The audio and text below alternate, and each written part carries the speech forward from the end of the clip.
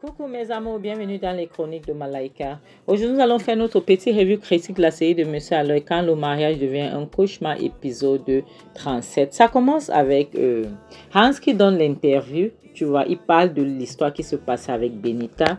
Et il dit Benita est une petite fille très sage et cette fille est innocente. Tu vois, et il continue, il dit que c'était un piège, c'était un coup monté. Et celle qui interviewe la journaliste demande un coup monté comment et par qui? Qui voudrait te faire du mal? Il dit il ne sait pas, mais vu les conséquences que l'histoire se passait, tu vois que le fait qu'on lui a envoyé un message que la petite fille a été kidnappée, on a envoyé le message à la petite fille que sa mère a été kidnappée, on a envoyé le message à ses parents, tu vois, et elle demande, et comment est-ce qu'ils ont fallu pour te trouver nu puisque tu étais nu dans le lit? Tu vois, la petite fille souriait parce que l'interview partait de son côté, donc ça la favorisait. Et il dit, parce que c'était un coup monté, que lorsqu'il est arrivé, la petite fille était inconsciente et quelqu'un lui est frappé par derrière.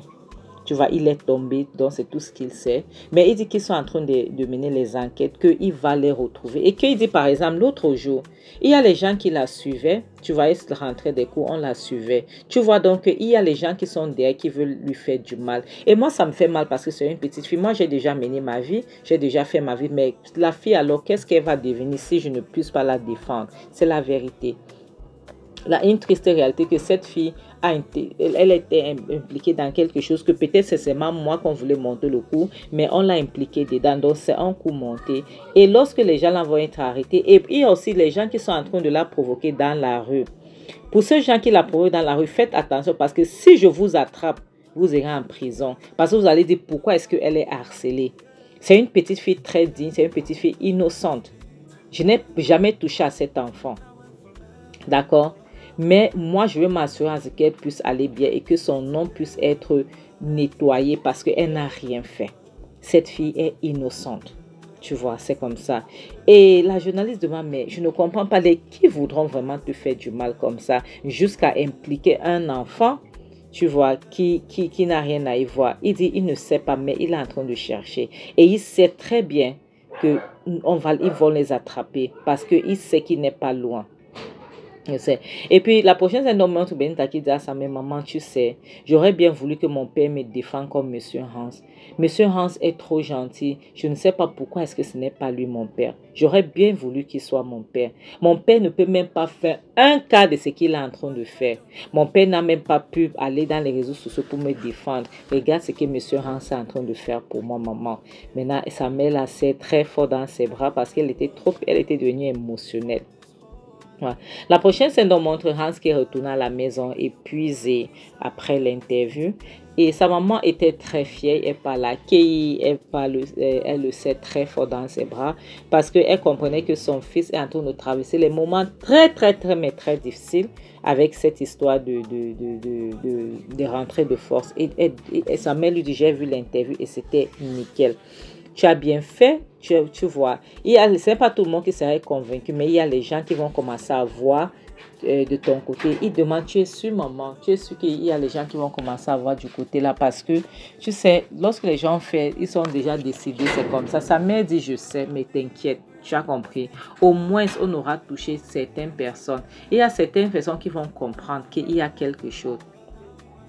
Il dit vraiment, c'est tout ce qu'il veut. Il veut qu'on puisse comprendre ça parce que cette fille a besoin d'être protégée. Il dit à sa mère, tu peux imaginer que l'autre jour, elle est rentrée de l'école et il y a 2 hommes qui la suivaient. Sa mère dit, oh mon Dieu, oh mon Dieu. Il dit oui, les 2 hommes la suivaient dans la rue, on l'a provoquée, on voulait la violenter. Heureusement que j'étais là. Tu vois, j'ai très peur pour elle. Sa mère dit, j'espère vraiment que Clara et Jonathan pourront être là pour leur fille actuellement. Jonathan dit, Hans dit malheureusement, maman, je ne pense pas. Clara pourrait être là pour sa fille, mais Jonathan, je ne pense même pas. Sa mère dit, tu sais, avec cette histoire, ça me dit que ça vient de l'intérieur, oui. Ça vient parce que tu vois, l'ennemi de l'extérieur ne peut pas faire certaines choses que l'ennemi de l'intérieur font. Tu vois, donc, il y a les gens, ils doivent regarder autour d'eux. Les gens qui l'ont fait, ça sont autour d'eux. Hans dit malheureusement, 10 ennemis de l'extérieur vaut mieux que un seul ennemi de l'intérieur. Parce que l'ennemi de l'intérieur va te détruire. Parce que cet ennemi-là sait tout de toi. Il dit, maman, tu sais, je suis épuisée. Je vais aller me reposer. Sa mère dit, d'accord. Et puis lui, maintenant, il s'en va. La prochaine scène nous montre, comment il s'appelle, Emeka, Jonathan et Kenny qui étaient en train de causer. Tu vois, Jonathan, Emeka dit, tu as vu l'interview de ton rival? Jonathan demande, mon rival c'est qui? Il dit, mais comment tu demandes ton rival c'est qui? Hanks, bien sûr, c'est ton rival. Kenny dit, pourquoi tu dis les choses comme ça, Jonathan? Qu'est-ce qui ne va pas avec toi? Parfois, tu parles comme si tu étais toc-toc. Il dit, maintenant, qu'est-ce que j'ai dit? J'ai menti. Qu'est-ce que tu racontes que pourquoi je dis les choses comme ça? Je parle comme si je suis toc-toc. Hanks n'est pas son rival. Hanks ne niaise pas avec sa femme. Ce n'est pas à cause de Hanks que sa femme est sortie. Il dit, tu sais très bien que ce n'est pas vrai. Tu sais très bien que c'est à cause de l'irresponsabilité de notre ami qui a chassé sa femme à la maison. Tu le sais très bien. Donc, arrête avec tes conneries là. Tu sais qu'ils ne sortent pas ça. Jonathan demande, donc tu veux dire que moi je suis un irresponsable. Donc tu dis que je suis irresponsable. Kenny dit, tu n'es pas responsable comment? Puisque tu lui as donné les conditions. Tu lui as donné les conditions, c'était à prendre ou à laisser. Elle a pris ce que tu as dit et elle est partie. Et comment est-ce que vous mettez ça sur sa tête? Il dit, et puis Emeka demande, est-ce qu'elle était obligée de partir? Elle est partie parce qu'elle voulait niaise librement avec son amant. Et puis Kenny dit, arrête-moi ça. Jonathan, Clara et Hanks ne se parlent même pas. Depuis cette histoire, ils ne se parlent même pas. Ils ne se disent même pas bonjour. Donc arrêtez-moi avec vos conneries là. Et Emeka dit, regarde-moi celui-ci, tu ne sais rien. Tu ne sais rien que Jonathan Hanks et Clara niassent ensemble correctement et bien. Et en dehors de ça, il niasse même sa fille sur ça. Il niasse sa fille encore. Il fallait voir comment Jonathan le regardait lorsqu'il disait ça.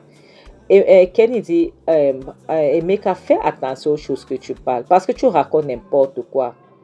Jonathan dit, moi je ne comprends pas, sincèrement, pourquoi est-ce qu'il se focalisait sur ma fille par rapport à l'interview. Il dit, mais bien sûr. Kenny dit, mais bien sûr, parce que lui n'a rien à perdre. C'est un homme, il a déjà fait sa vie. Et Jonathan dit, qu'est-ce que tu veux par là? Il dit qu'il n'a rien à perdre, je ne comprends pas. Qu'est-ce que tu vas pas? Il dit, oui, ta fille c'est une petite fille qui est en train de grandir, elle est encore au lycée. Il doit protéger son image, il doit laver son image. Lui, il peut voyager, c'est un homme riche, c'est un milliardaire. Il peut aller vivre ailleurs, il peut déménager, il peut aller vivre ailleurs. Il fait sa vie, lui il a l'argent et les femmes vont toujours partir vers lui. Mais ta fille alors, qu'est-ce que va devenir ta fille va devenir quoi? C'est ça, est-ce que tu as pensé à ça? Qu'est-ce que ta fille va devenir alors? Parce que là maintenant les gens sont en train de parler les choses négatives. Donc tout ce qu'il essaie de faire, c'est de nettoyer son nom. Il essaie de nettoyer le nom de ta fille, c'est tout. Emeka dit, donc laisse ça. Tu sais très bien pourquoi il le fait. Il fait ça parce qu'il niaise avec l'enfant. Laisse-nous tout ça, pardon. Kenny dit, Emeka, tu vas arrêter ça quand?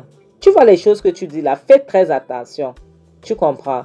Emeka dit, c'est pour ça qu'il dit toujours qu'il va arrêter les gens, il va arrêter les gens. Kenny dit, mais bien sûr. Emeka dit, pourquoi il va arrêter les gens? Il va arrêter d'abord les qui? Il a vu qu'ici, il dit que personne n'a monté aucun coup. Et puis Jonathan dit, attends Emeka, qu'est-ce que tu essaies? Tu veux parler? Tu veux dire que Hans a niasse ma fille? Ou tu veux dire que ma fille a niasse avec Hans? C'est ce que tu es en train de vouloir dire parce que je ne comprends pas. Et il dit que je le dise ou pas, la vérité est claire. Qu'est-ce que ta fille faisait là-bas? Oui. Qu'est-ce que ta fille est partie faire à l'hôtel, dans une chambre d'hôtel avec un homme qui est comme son père? Qu'est-ce qu'elle faisait là-bas? Kenny dit, regarde-moi celui-ci. Qu'est-ce que Jonathan et Clara faisaient aussi là-bas? Si on peut envoyer le message comme ça à Jonathan et Clara, ils se retrouvent à l'hôtel. Qu'est-ce que fait dit qu'on n'a pas envoyé le message à Hanks et à la fille? Et il dit, donc laisse-nous ça. Et Emeka dit, laisse-nous ça. Ça, c'est le mensonge. La petite fille là, moi, je sais qu'elle fait déjà les trucs. Tu vois, moi, je sais déjà ce qui se passe. Laisse-nous ça. Tout ça, c'est le bouba que tu es en train de raconter. Oui. La fille là, je ne lui fais pas confiance. Elle est partie. Pourquoi est-ce qu'elle n'a pas dit à son père? Pourquoi est-ce qu'elle n'a pas... Dis donc, elle niaise déjà, dis donc, laissez-nous ça. Pourquoi elle n'a pas dit à son père? Et puis, c'est là que Jonathan dit, Emeka, s'il te plaît, arrête. Ne parle pas de ma fille comme ça, ne parle pas comme ça de ma fille. Est-ce que c'est clair? Arrête-moi ça, s'il te plaît. Je ne veux pas les paroles comme ça sur ma fille. Tu n'as pas le droit de parler de ma fille ainsi. Est-ce que c'est clair? Il faut arrêter ça. Il faut savoir comment tu fais tes choses. Est-ce que c'est clair? Emeka dit, arrêtez quoi? Mais je dis la vérité, la fille, elle est waka comme sa mère. Et Hanks, il niasse la mère, il niasse la fille. Qu'est-ce qu'elle est partie faire à l'hôtel? On l'appelle, on envoie le message, elle court vite, elle ne parle pas à ses parents et tu racontes quoi? C'est une waka ta fille et tu une waka comme ta femme aussi. C'est simple. Jonathan n'a pas pu supporter. Jonathan lui a donné un coup de poing violent au nez. Et Kenny dit, hey, c'est quoi ça? Hey, hey, hey. Kenny dit ça, il ne bouge pas, il reste lui sur place.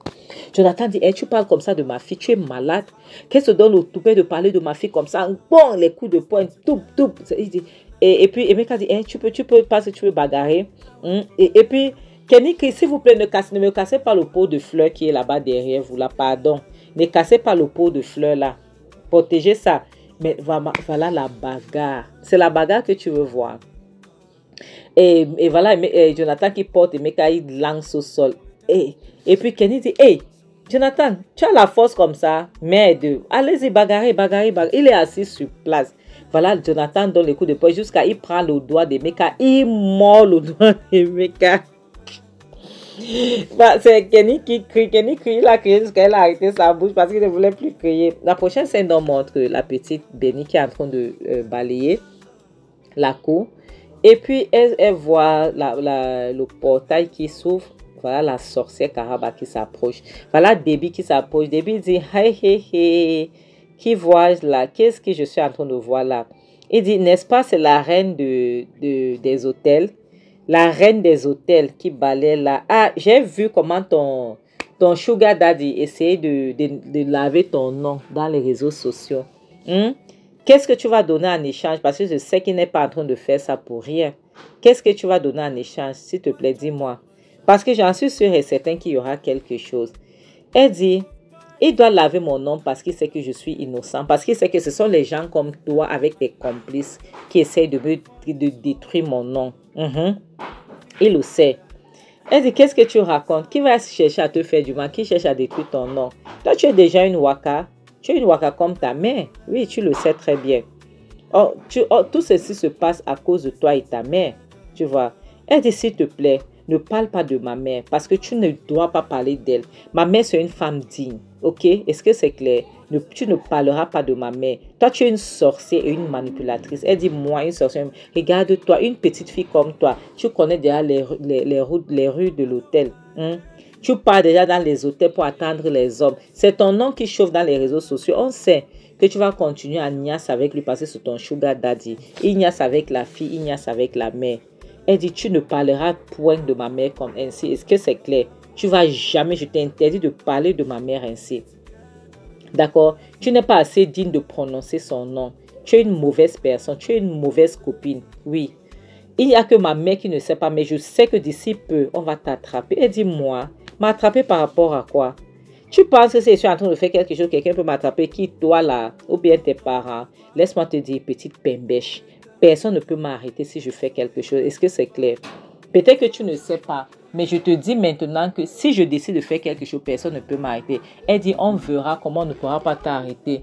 T'inquiète, d'ici peu, tu vas comprendre que tu n'es pas invincible. Est-ce que c'est clair? Tu vas comprendre, tu seras exposé parce que moi, je sais que tu sais ce qui se passait. Toi, tu m'as tendu un piège. Je sais que c'est toi qui as envoyé le message là à partir de mon téléphone. Je le sais. Je sais tout, mais ne te dérange pas, on va bientôt t'attraper. Ouais. Elle lui donne Debbie donne une gifle à Benny. Bang! Benny dit quoi? Tu m'as giflé. Tu as osé me gifler. Benny lui donne aussi sa panne. Tangang! Que toi, tu te prends pour qui? Tu penses que tu es qui? Elle arrête sa joue et dit quoi? Benny, tu m'as giflé. Tu oses me gifler. Donc, tu lèves ta main, tu gifles une petite fille. Elle ne doit pas te gifler en retour. Voilà la bagarre qui commence. Benny, tu vois alors. Maintenant, cette petite fille qui l'a respectée tant, elle commence à le mépriser. Tu vois. Elle commence à bailler. Voilà son père qui vient. Arrêtez-moi ça. Qu'est-ce qui se passe?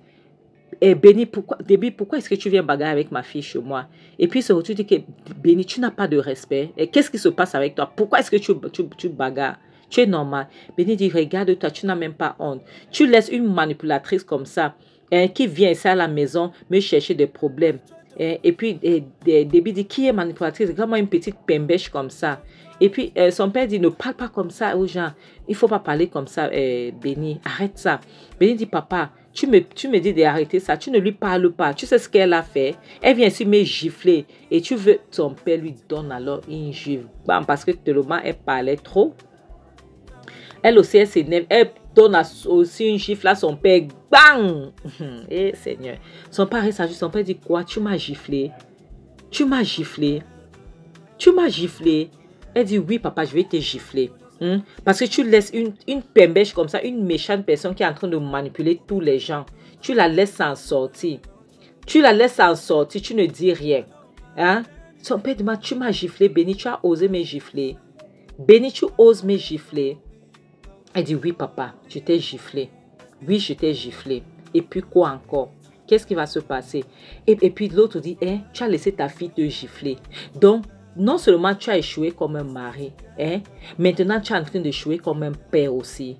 Tu laisses une petite fille comme ça te gifler. Maman, je n'arrive pas à croire. Je dis, voilà aussi l'autre, il se retourne, il donne une gifle à débit. Il dit, c'est quoi ton problème? Hein? Tu viens chez moi m'insulter. Pas parce que je te laisse que tu penses que tu vas m'insulter n'importe comment. Maintenant, sa fille, elle se retourne pour partir dire à son père que tu n'as même pas honte. Tu donnes le médicament après la mort. Lorsque quelqu'un dit, c'est là où tu donnes le médicament à la personne. Tu n'as rien, tu n'as pas résolu le problème et elle s'en va. Mes amis, c'est ici qu'on va s'arrêter. Je ne suis pas contente qu'elle a giflé Déby ni son père, mais parfois aussi les adultes doivent comprendre que même les enfants aussi ont le droit. Ce n'est pas dans notre coutume ça, mais elle était tellement fâchée et ça se comprend. Mes amours, je dis toujours que faites très attention des gens, regardez toujours vos entourages, parce que les gens qui peuvent nous faire du mal sont toujours autour de nous. Je vous dis la vérité, le mal ne vient jamais de l'extérieur, sachez-le toujours. Ça ne vient jamais de l'extérieur. Sachez comment vous choisissez vos amis. Je dis souvent, toujours, mieux vaut être seul que d'être mal accompagné. Bon attendeur, salut, bisous.